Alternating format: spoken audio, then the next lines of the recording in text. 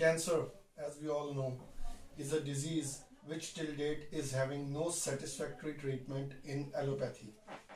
Ayurveda has since recent times been very commonly used by cancer patients for their treatment. So, let us know about the Ayurvedic aspect of this disease from one of the great scholars of Ayurveda from the technical desk of ndayurveda.com.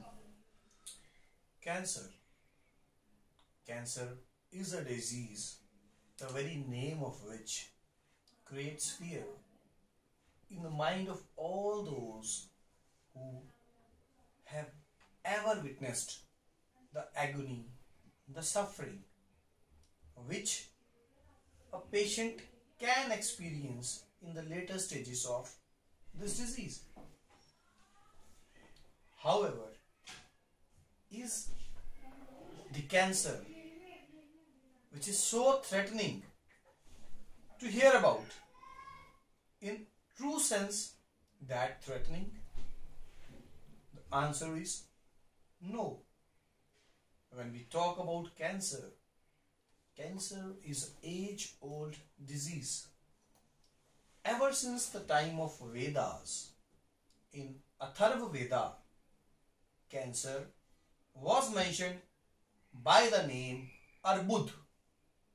Arbud was the term which was used for cancer. If we talk about cancer, a disease in which the cells of the body start dividing in an uncontrolled manner.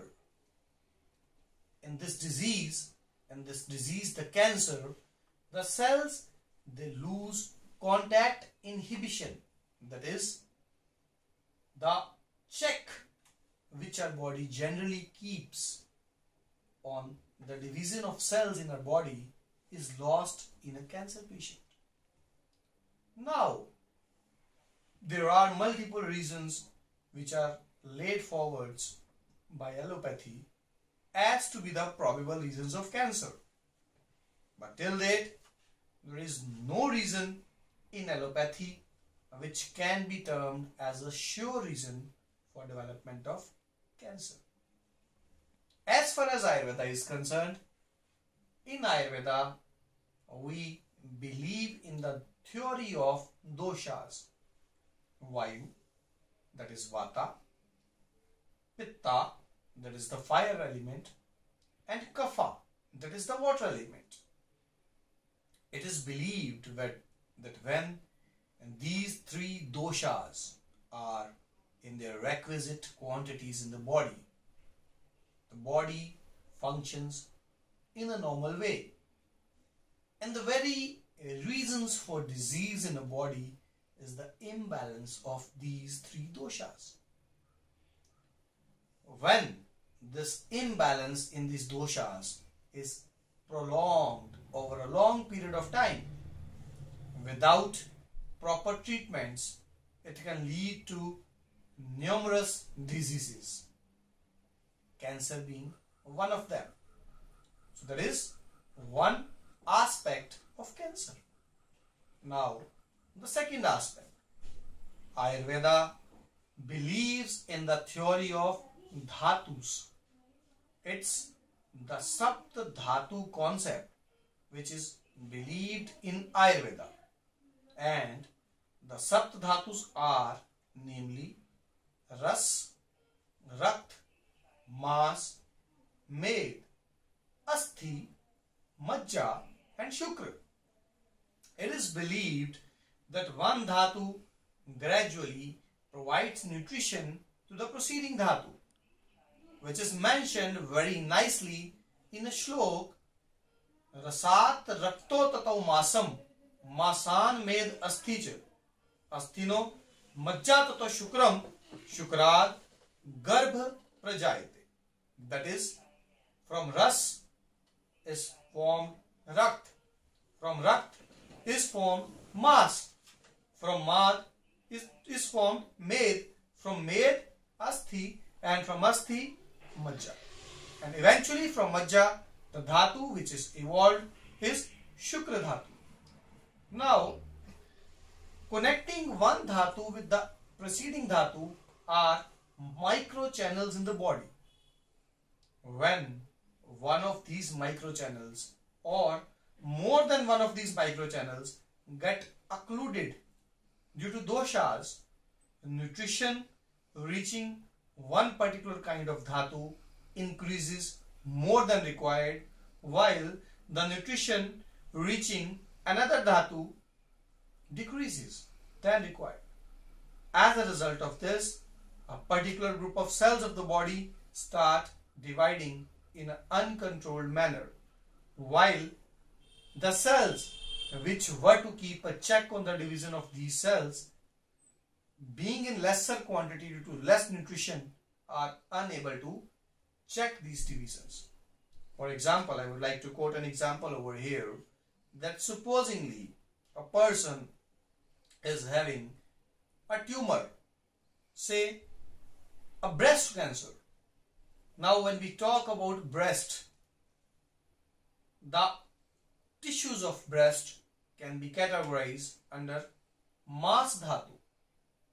So if a person is having a tumor in breast, a cancer in breast, the microchannels after the mas dhatu, that is asthi vesrotas and med vesrotas, those two channels get occluded, as a result of which excessive nutrition starts reaching the mas dhatu.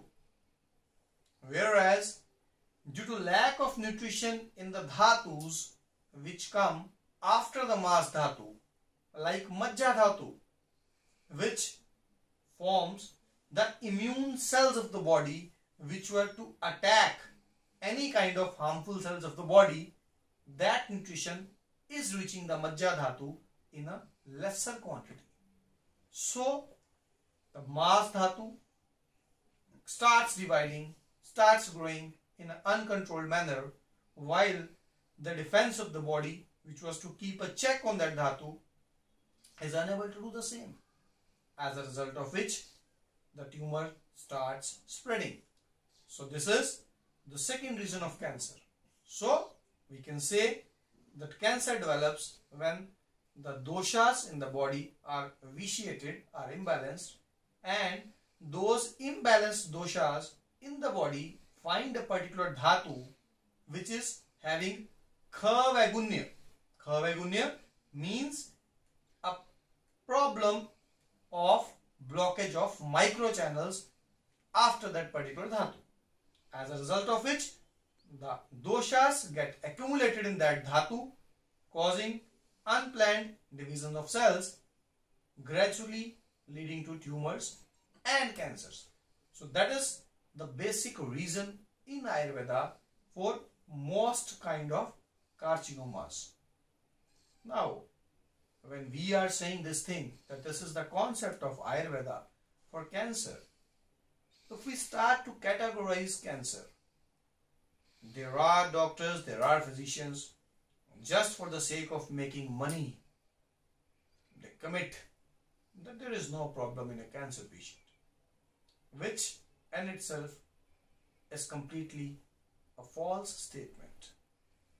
When we talk about cancer, in Ayurveda also, cancer has been categorized into various categories depending upon the site of cancer, the extent to which the cancer has already progressed when a patient is reaching the doctor, metastasis, that is any branches which the cancer has given in corresponding organs, the general health of the patient, that is whether the patient is emaciated or whether the patient is strong enough to fight the disease. So there are various kind of aspects according to which a physician decides that whether the cancer is krich sadhya, that is a disease which can be treated with a difficulty, or yapya, a disease which can't be cured but the life of the patient can be prolonged to a very long time period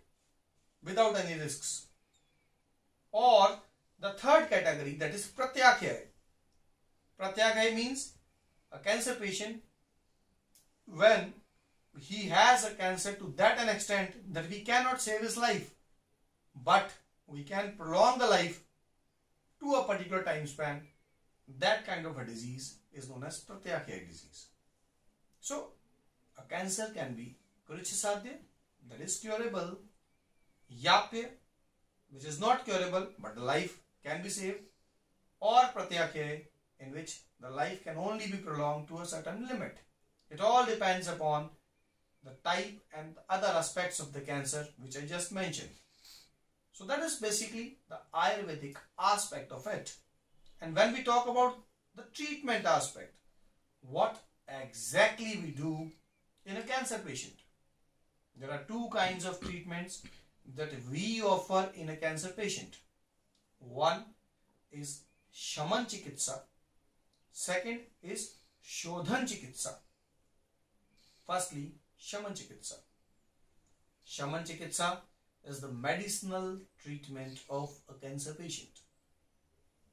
When we talk about the medicinal treatment of a cancer patient, since Ayurveda is a part of Vedas, so Ayurveda is having full faith on the power of Almighty, that God. So this kind of treatment is further categorized into Dev-Vipashya Chikitsa and Yukti-Vipashya Chikitsa. Dev-Vipashya Chikitsa is the spiritual aspect of cancer treatment, which I won't mention over here in details.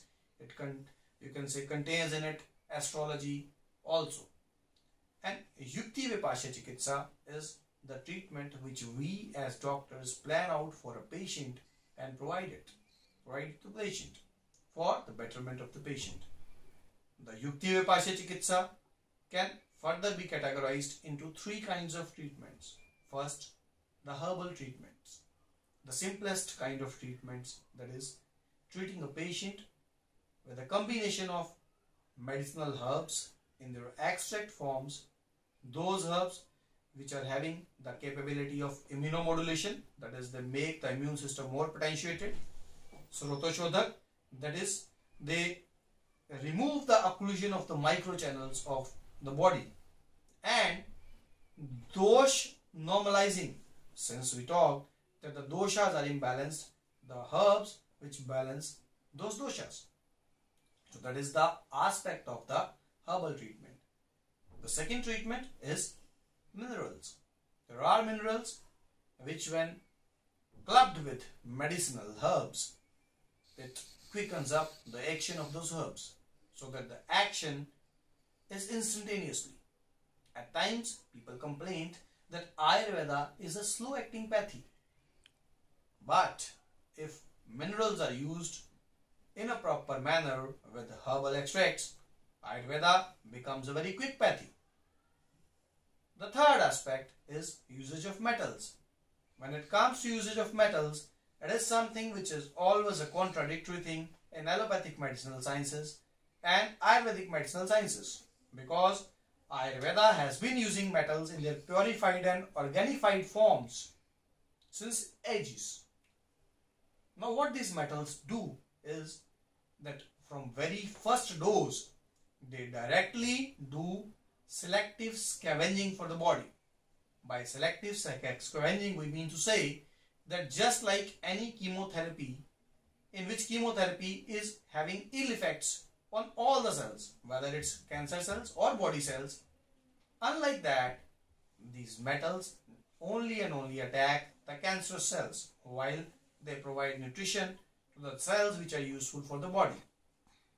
So, one of these or all three categories of these medicines can be used for the treatment of cancer patients. That is the medicinal aspect of the Shaman Chikitsa.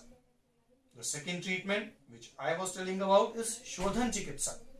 Shodhan Chikitsa is the taking out of doshas from the body through the usage of Panchakarma.